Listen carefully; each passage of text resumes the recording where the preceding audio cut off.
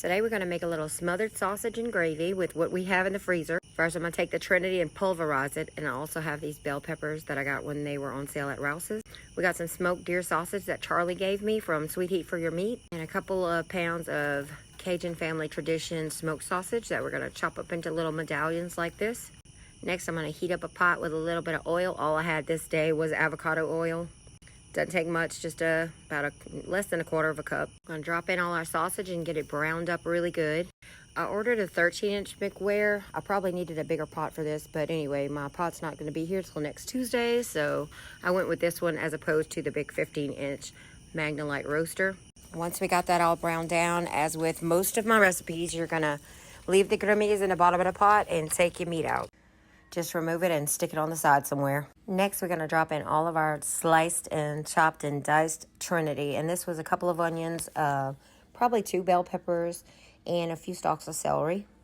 We're going to let that cook down for probably 30 to 45 minutes. And this is the part where you're going to use the onions to scrape up the bottom of your pan to deglaze it to get all the grimmies off the bottom of the pot, because that is all your flavor in this gravy. Gonna open me a can of chicken broth with this cool little Kitchen Mama can opener I got from Mississippi Queen's Link. It's battery operated and I love it. It's really super convenient. And it cuts the can all the way around so you don't have like any of those sharp edges. I'm gonna put a can of chicken broth in there, but you don't have to use the whole can if you don't want it quite so rich, because now we're just going to dump all our meat back in there, and then I'm going to use water to cover the meat after I figure out how much chicken broth is in it. We're going to season this with Rusty seasoning for every stuff.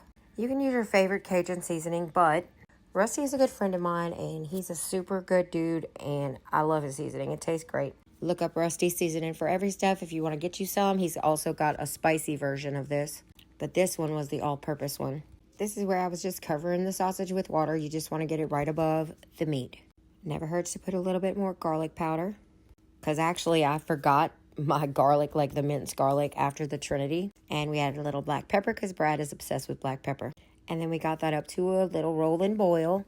Then I cut the fire down and put my lid on, and I'm going to let it simmer for a little bit. I ended up taking the lid off for a little while and just letting it boil.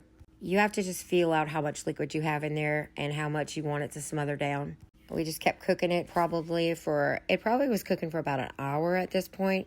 The longer the better with a gravy like this. In cooking there will be mistakes, and what I had done was open up a can of potatoes when I was supposed to be opening corn, and I didn't want to waste it, so I just threw it in my gravy, because why not? Here's our corn we got on the side, which I like now. My favorite seasoning for corn is Hal's Seafood Boil. I used to use crab oil in all my corn, but this has taken the place of that. There's my wine in a mason jar, y'all. Don't judge me. It's been a long day. But I cooked a few cups of rice in my pressure cooker. And there we are, letting off our steam, just like I was doing when I was drinking the wine out the mason jar. I put half of it in a glass Pyrex to bring to my parents' house. And at this point, I planned on filming like this super cute video of everybody eating and telling you how it tastes. But I'm going to just tell you it was delicious, and I got way too busy for that. But they tore it up, and that's all there is to it. Ça c'est bon.